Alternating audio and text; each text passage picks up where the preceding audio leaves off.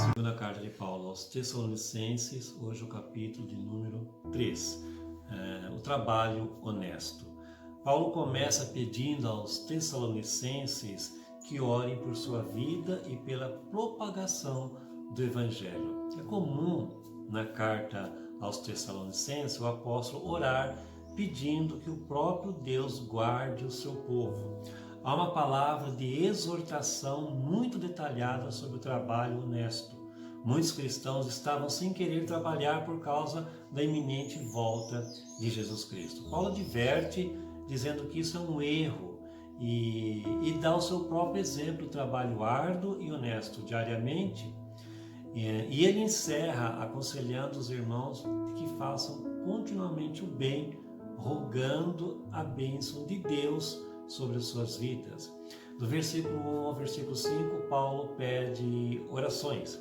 Então, no versículo 1 ele diz assim: finalmente, irmãos, orai por nós, para que a palavra do Senhor se propague e seja glorificada, como também está acontecendo entre vós. Então, ali em Tessalônica, a palavra estava se propagando, estava sendo glorificada. Então, Paulo pede que a igreja esteja orando também, para que por ele e por outros lugares essa palavra seja também glorificada e possa se propagar. O versículo 5: ora, o Senhor conduz ao vosso coração o amor de Deus e a constância de Cristo. Então, que Deus, o Senhor esteja conduzindo o coração no amor de Deus.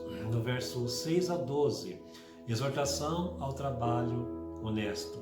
Versículo 8, Paulo diz: nem jamais comemos pão à custa de outrem. Pelo contrário, em labor e fadiga, de noite e de dia, trabalhamos a fim de não sermos pesado a nenhum de vós. Então, Paulo está dando o exemplo dele, que ele não comeu pão à custa de ninguém.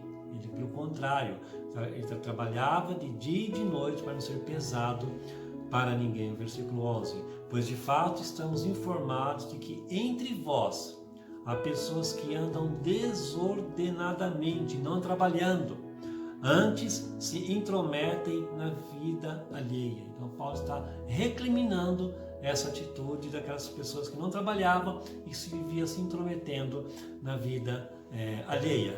O versículo 13 ao 18, o dever de fazer o bem e depois a bênção de Deus. Versículo 13: e vós, irmãos, não vos canseis de fazer o bem. Não se canse de fazer o bem. Façam sempre o bem. Versículo 16: ora, o Senhor da paz, Ele mesmo, vos dê continuamente a paz em todas as circunstâncias. O Senhor seja com todos vós. Com essa oração, Paulo encerra a segunda carta aos Tessalonicenses. E assim nós encerramos também a leitura da segunda carta aos Tessalonicenses, na igreja de Tessalônica.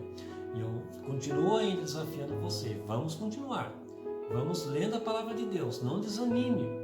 Não desanime. Se fortaleça. É um capítulo por dia. A partir de amanhã estaremos começando a ler a primeira carta de Paulo a Timóteo. A partir de amanhã, primeira carta de Paulo a Timóteo. Ao escrever essa primeira carta a Timóteo, Paulo deu ao jovem pastor conselhos práticos relacionados com a liderança da igreja, adoração, os falsos mestres e seus ensinos e como lidar com os diferentes grupos de cristãos da igreja. O desejo do apóstolo é que Timóteo pudesse tomar as melhores decisões na liderança da igreja e um comportamento exemplar.